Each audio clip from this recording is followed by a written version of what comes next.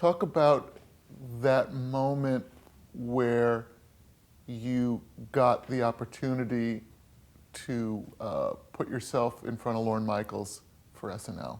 Well, I didn't. I didn't know I put myself in front of him.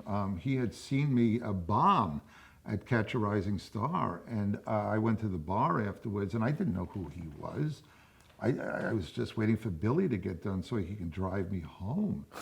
And Lorne told me he introduced himself, but I didn't know who he was. I don't even know if he said his name. He said he liked my material and he wanted to know if I wrote it, and I said yeah. And he said, could I see more? I would have shown it to like a gardener at this point, you know. And he was combing the clubs for writers and actors for this new show. Now, what was your first impression of him just as a guy? I thought he was sort of cool.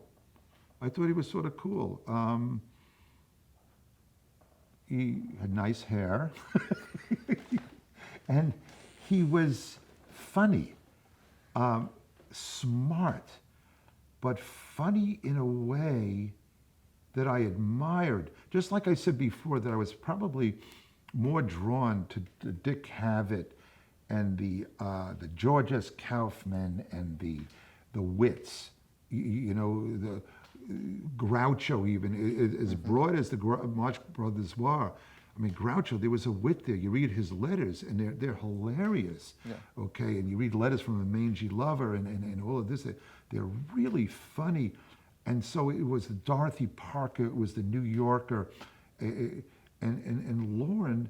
There was something there was a wit there was an intelligence to it. Whereas, don't forget, my background was the Catskills, which was more, you know, and here there was wordplay, and there was a subtlety, and I was drawn to it. The tongue-in-cheek, the slight sarcasm, the subtle put-down, and so I thought that he was real smart, and a man named Leon Memely, who was a agent at William Morris, was friends with my then manager Dave Jonas, and said they're looking for writers. Should we put Alan up for it?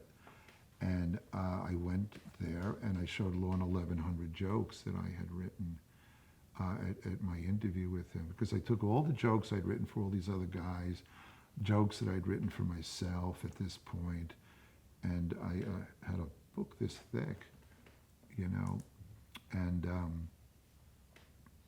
I got this phone call. I think it was on my birthday, my 25th birthday, in 1975, that I got this job on this new show.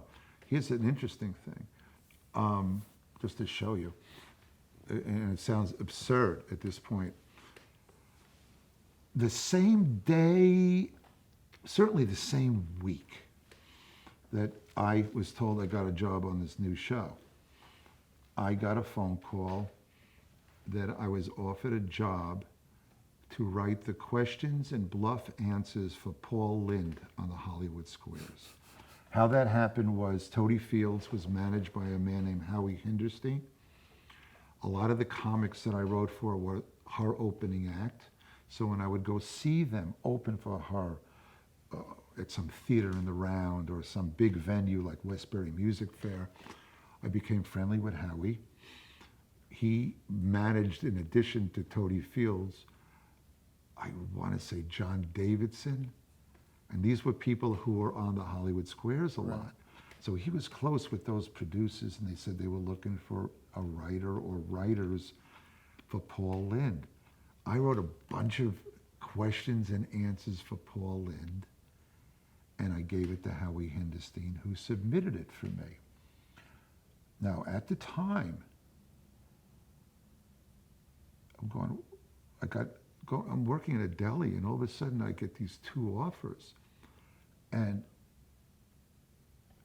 Hollywood Squares was network, prime time, going into its 9th season, West Coast, where the whole industry is, higher pay scale. had all these stars that came into the squares. All of them had their own shows. All of them had their own Las Vegas acts. This was, what a great entree into the business. As opposed to the Saturday Night Live thing, 11:30 to 1? Who the hell's up watching TV? Who the hell's John Belushi? East Coast, late night, you make like $1 an hour? What's this? I gave it all of like 15 seconds of thought. It was a momentary consideration, but you know, my mom said to me, well, which one will you have more fun doing? Well, I said, this one, this Saturday Night Live thing.